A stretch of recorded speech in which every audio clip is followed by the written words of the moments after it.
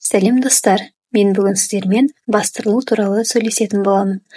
Бастырылу өлімге ұқсас ұйқы болып есептелінеді. Адам не үшін бастырылып қалады? Танысыңыздан не жақындарыңыздан ұйықтап жатып бастырылып қалдым дегенді естіген боларсыз.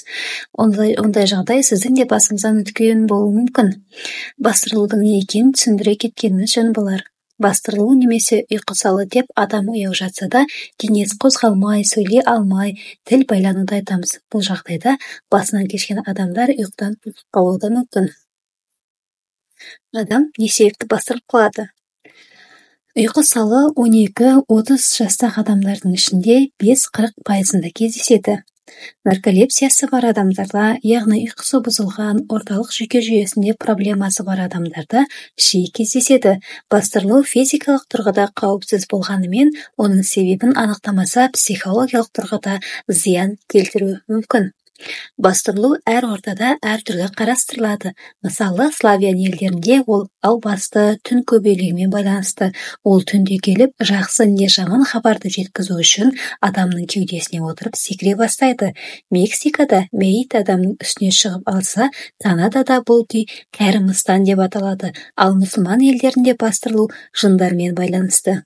Бастырылудың негізгі белгілері: бірнеше секунд не минут бойы қозғала алмай жату, сөйлей алмау, галлюцинация және қорқу, кеудеңізді біреу қатты басып жатқандай сезім, төсек қозғалып, есік ашыла бастауы, өліп кетуіңіз мүмкін деген ойлар, бас және бұлшықет ауруы, паранойя. Зерттеушілер не дейді? Ғалымдар бастырылуға өлімге ұқсас ұйқы деген түсінік береді. Америкалық нейрофизиологтар жүргізген жұмыс бойынша адамдар бастырылу кезінде өлімді сезеді. Адам өзін сырттай көріп, қозғала алмай, бөлмеде басқа әлем күшін тіпті әзәзілді сезіну мүмкін. Зерттеушілердің ойынша, ол мидың жұмыс істеу ерекшелігімен байланысты. Швейцариялық профессор Клаудио Бассетидің сөзінше, әзірге бастырылу ұйқының бұзылуымен, ұйқының қанбауымен байланысты екені анықталған. Бұл өз кезегінде стресс тудыруы мүмкін. Ал Ресейдегі Сеченевский университетінің профессоры Михаил Полуэковтың сөзінше, ұйқы салының адамға тигізер зияны жоқ. Ол бастырылу ары кетсе 2 минутқа созылатынын айтады.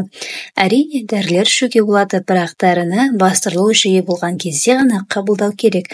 Ал жалпы ұйқы режимін ұстап, физикалық жүктемені азайтып, стресске түспеу керек, дейді профессор. Ұйқысалы ұйықтаған кезде де, оянған кезде де болуы мүмкін. ақш және Ұлыбритания мамандары адам арқасымен жатқанда бастырылып қалатынын растады. Оған себеп қан ми бөліктерінің құйылып, салдарынан галлюцинация пайда болуы мүмкін. Сонымен қатар ұйқысалы түнгі дем тоқтату, яғни миға оттек жетіспеген кезде болуы мүмкін. Бастырылуды емдеу не алдын алу мүмкін бе? Ең алдымен ұйқысалы неден болған анықтап алу қажет. Ол жоғарыда атап өткеніміздей невроз, стресс, ұйқы режимінің бұзылуы, депрессия, зиян әдеттер салдарынан болуы мүмкін. Ертерек ұйықтап, ұйқыңызды қандырыңыз, жаттығу жасап, таза ауада жиі серуендеңіз. Ұйықтар алдында бөлмеңіздің терезесін ашып, ауаны тазартып алыңыз. Сол жағыңызбен не оң жағыңызбен жатыңыз. Әрине, бастырылуды 100% алдын алу мүмкін емес, ал бастырылып қалғанда келесі қарапайым ережелерді сақтағаныңыз дұрыс.